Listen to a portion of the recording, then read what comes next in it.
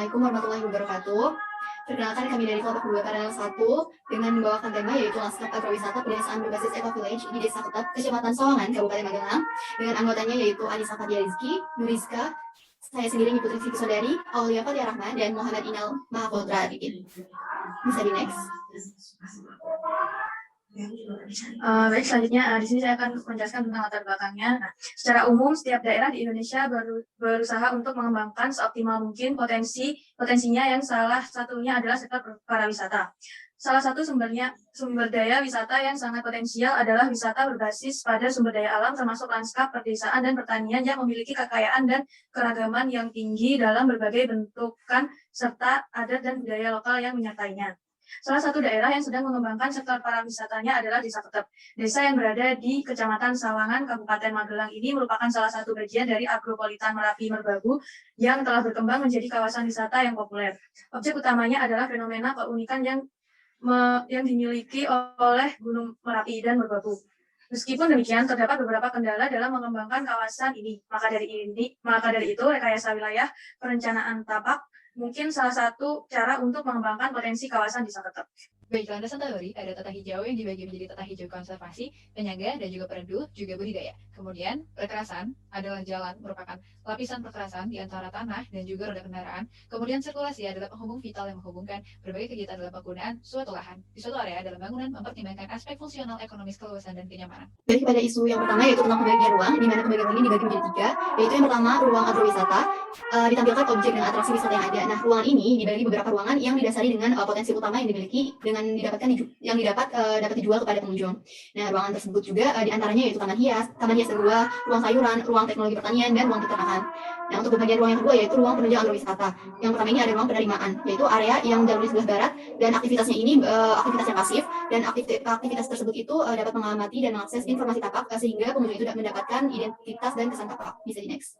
Bagian yang kedua ini ruang pelayanan, yaitu dikembangkan pada ruangan ini antara lain aktivitas aktif yang diantaranya itu mengakses informasi, berbelanja, membeli tiket, parkiran kendaraan, makan dan minum, nyewa kendaraan khusus, istirahat maupun ibadah. Dan yang ketiga ini ruangan masyarakat, di mana pola ini dibangun untuk masyarakat yang unik sehingga didapatkan sebagai objek yang atraksi wisata pula dalam kaitannya dengan agrowisata yang dapat dikembangkan. Bisa di next. Nah, ini untuk pembagian ruang yang terakhir, yaitu yang ketiga, ruang non-agrowisata dibagi menjadi 2, yaitu yang pertama, ruang penyangga. Ruang penyangga ini berfungsi sebagai pemisah antara agrowisata dengan ruang konservasi. Nah, bagian yang kedua ini ada ruang konservasinya, di mana fungsi utama dari ruangan ini yaitu sebagai pelindung tanah dan air yang ada pada tapak. Sehingga aktivitas yang ada hanyalah aktivitas pasif yang terbatas untuk memastikan daerah tersebut aman dari lingkungan luar. Nah, ini peta pembagian dari ruang agrowisata dari Desa Ketep tersebut. Di mana kita bisa lihat dari keterangan warnanya ada orange, ada kuning, biru, ada biru dongker, biru laut, serta ada abu-abu dengan keterangan di warna sampingnya masing-masing.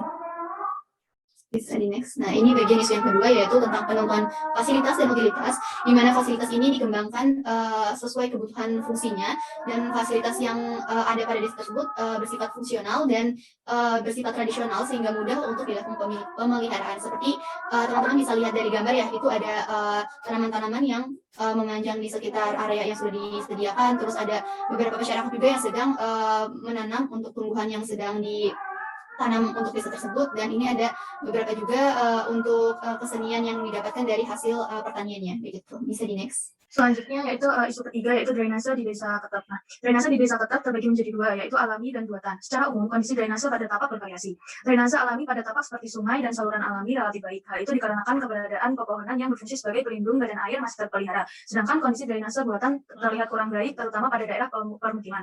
Kondisi demikian karena masyarakat pedesaan belum memiliki perencanaan dalam mengatur saluran air mereka sehingga mengalirkan limbah rumah tangganya ke dalam parit-parit yang ada di depan rumah atau belakang rumah mereka, bahkan ke dalam jurang yang ada. Dan berikut ada gambar hidrologi pada tapak, yang gambar A merupakan kondisi mata air pada tapak, yang sedangkan yang B pipa-pipa penyaluran air bersih. Nah, oleh karena itu perlu dilakukan upaya untuk mengatasi masalah tersebut. Salah satu alternatif untuk mengatasi masalah pencemaran oleh air limbah rumah tangga adalah dengan cara mengolah air limbah rumah tangga tersebut secara individual atau on-site treatment atau semi komunal dengan sistem kombinasi biofilter anaerob dan aerob sebelum dibuang ke saluran umum. Proses pengolahan air limbah rumah tangga dengan biofilter anaerob ini merupakan pengembangan dari proses biofilter anaerob dengan proses aerasi. Kontak pengolahan air limbah dengan proses biofilter anaerob terdiri dari beberapa bagian, yakni pengendap awal biofilter anaerob atau anoksik, lalu biofilter aerob pengendap air, dan jika perlu dilengkapi dengan bak kontraktor klor. Nah, sistem biofilter anaerob ini sangat sederhana. Operasinya mudah dan tanpa memakai bahan kimia serta sedikit membutuhkan energi. Proses ini cocok digunakan untuk mengolah air limbah rumah tangga dengan kapasitas yang tidak terlalu besar. Dengan kombinasi proses anaerob-aerob, efisiensi penghilangan senyawa fosfor menjadi lebih besar bila dibandingkan dengan proses anaerob atau proses aerob saja. Dan itu adalah gambar proses uh, kombinasi biofilter anaerob dan aerob.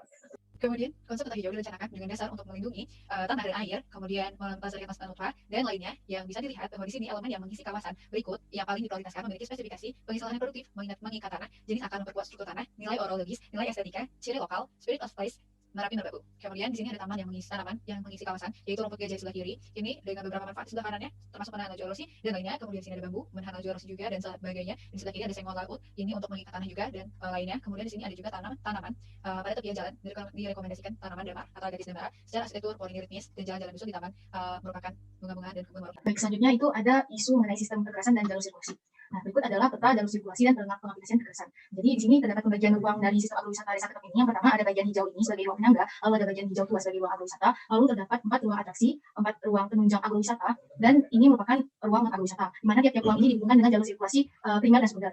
Untuk jalur sirkulasi primer itu ditunjukkan pada garis lurus berwarna kuning, sedangkan jalur sirkulasi sekunder itu ditunjukkan dengan garis oranye putus-putus. Lalu untuk penerapan pengaplikasian perkerasan untuk masing-masing jalur sirkulasi ini sendiri, yang pertama itu ada jalur sirkulasi primer, itu akan menggunakan perkerasan aspal. Dikarenakan jalur sirkulasi primer ini itu akan dilintasi oleh kendaraan dan mobil, motor dan sebagainya. Lalu untuk sirkulasi pada jalur sekunder itu menggunakan batu dan juga kondok. Penggunaan batu dan kondok ini berdasarkan pada penggunaan sirkulasi sekunder ini sebagai penghubung untuk para pedestrian seperti itu. Lalu semua ruangan yang ada di agrowisata desa Ketep ini dibuat saling menyambung agar memudahkan mobilitas bagi para wisatawan dan juga para warga sekitar. Baik, ini merupakan perencanaan perkerasan jalan pada sirkulasi di kawasan agrowisata desa Ketep. Jadi untuk badan jalannya sendiri itu memiliki lebar jalan sebesar 8 meter, di mana jalan ini memiliki 2 lajur. Itu bisa dilalui oleh 2 kendaraan sekaligus dan merupakan jalan 2 arah. Badan jalan memiliki kemiringan 2%, sedangkan untuk bahu jalan itu memiliki kemiringan 3%. 3% ini merupakan kemiringan maksimal untuk perkerasan aspal. Lalu untuk penampang melintang dari jalan ini sendiri terdiri atas beberapa bagian. Yang pertama itu adalah lapisan permukaan, fondasi atas, lalu ada fondasi bawah, lalu yang paling bawah itu ada tanah dasar. Lalu perhitungan untuk perencanaan perkerasan jalan ini yang pertama sekali itu didasari oleh faktor regional, di mana tapak ini berada di Magelang dengan curah hujan 2.589 mm per tahun, di mana itu artinya curah hujan di sini lebih dari 900 mm per tahun. Lalu tapak ini memiliki kelandaian 36%, di mana itu termasuk ke dalam kategori lahan curam, yaitu level 3, sedangkan persentase kendaraan berat itu kurang dari 30%. Lalu perhitungannya itu dimulai dari koefisien distribusi kendaraan. Kalau untuk koefisiennya sendiri itu 0,50. Ini merupakan jalan 2 lajur dengan 2 arah. Lalu untuk penentuan angka ekivalen beban untuk golongan 1, yaitu kendaraan sepeda motor kendaraan roda 3, itu tidak ada. Untuk kendaraan golongan 2 seperti sedan, jeep, dan station wagon itu perhitungannya seperti ini. Lalu untuk golongan 5A itu bus kecil yang diproyeksikan akan sering melewati jalan ini, perhitungannya adalah sebagai berikut. Baik, isu yang selanjutnya isu 6, yaitu mengenai retaining wall. Retaining wall merupakan struktur dinding yang dibuat untuk menahan erosi atau pergerakan pada tanah miring. Dinding penahan tanah merupakan suatu konstruksi dinding yang digunakan untuk menahan tanah agar tidak luntur. Oke, bisa di next. Nah, manfaat dari retaining wall adalah untuk menyokong tanah lepas atau tanah alami yang kurang stabil, mencegah tanah dari bahaya longsoran, menahan longsoran karena beban air hujan, berat tanah dan gaya tekan dari atas, menahan pergerakan tanah sehingga struktur bangunan lebih stabil, mencegah risiko pelongsoran untuk area di bawah lereng. Oke, bisa di next. Nah, di sini ada beberapa contoh penerapan retaining wall. Yang pertama adalah penerapan untuk membuat jalan atau rel, yang kedua untuk peninggian jalan atau rel, yang ketiga untuk penurunan jalan atau rel, selanjutnya ada kanal untuk footwall, bridge abutment, dinding penahan di sekitar bangunan, penyimpanan bahan dan butiran. Oke, bisa di next. Nah, selanjutnya di desa Ketep, retaining wall dapat diterapkan di berbagai aspek. Nah, di sini saya beri 2 contoh. Yang pertama adalah akses jalan dengan menggunakan metode A. Metode A-nya itu dengan dinding penahan tipe gravitasi. Bisa dilihat gambarnya di sebelah kanan. Yang kedua, sama menggunakan metode A juga untuk pertanian dan vegetasi. Bisa dilihat gambar yang di bawah. Baik, selanjutnya isu ketujuh yaitu analisis potensi desa Ketep. Nah, potensi yang dimiliki oleh desa Ketep antara lain yaitu letak tapak sangat strategis karena berada di antara 2 gunung sehingga tanah di sana relatif subur. Lalu yang kedua ada terdapat lebih dari 1 akses masuk ke dalam tapak. Lalu ada kondisi iklim di dalam tapak yang telah berada pada kondisi yang aman. Lalu selanjutnya ada tanah andosol dan insectisol yang berada pada tapak merupakan tanah yang subur sehingga cocok untuk area budidaya. Lalu ada area pemukiman pada tapak berdekatan dengan kebun dan tegalan yang merupakan potensi untuk pengembangan aktivitas wisata berbasis pada budidaya dan kehidupan masyarakat setempat. Lalu beberapa hewan ternak berpotensi untuk dikembangkan sebagai objek dan atraksi wisata dari agrowisata. Lalu aktivitas pertanian yang dipadukan dengan keindahan Gunung Merapi dan Merbabu. Lalu yang terakhir ada terdapat lebih dari 1 tempat pariwisata di sekitar tapak. Nah, berdasarkan analisis potensi desa Ketep, dapat disimpulkan bahwa kawasan tersebut memiliki potensi dalam bidang agrowisata yang sangat besar. Berikut adalah analisis kendala. Berikut adalah analisis kendala sama penggunaan jalur yang sama antara masyarakat dan wisatawan pada akses masuk, kemudian pedestrian yang belum aspal dan juga sempit, kemudian desa langsung bersentuhan dari pemukiman, tidak ada pohon pelindung, kemudian kurangnya fasilitas pendukung baik jalan utama maupun jalan desa. Berdasarkan hasil analisis potensi dan kendala, lanskap di desa Ketep, Kecamatan Sawangan, Kabupaten Magelang merupakan suatu kawasan contoh untuk melakukan percobaan terpadu dengan memaksimalkan berbagai aspek dengan sebagian ruang yang ada. Dari hasil analisis kami, kawasan ini dapat dikembangkan menjadi agrowisata, pedesaan yang berbasis eco-village dengan penerapan berbagai unsur pendukung seperti drainase infrastruktur, green design, kekerasan dan sirkulasi, dan penerapan retaining wall. Pembagian ruang pada kawasan desa Kekep dapat dibagi menjadi 3 ruang berdasarkan fungsinya. Yang pertama ada ruang agrowisata untuk fasilitas dan atraksi wisata, ruang penunjang sebagai ruang penerimaan, pelayanan serta ruang masyarakat, dan yang terakhir ruang non-agrowisata sebagai penyangga dan pusat konservasi. Baik, ini adalah referensi yang kami gunakan untuk menjadikan paper ini dan cukup sekian dari kami. Apabila ada kurangnya kami mohon maaf. Kami tutup. Wassalamualaikum warahmatullahi wabarakatuh.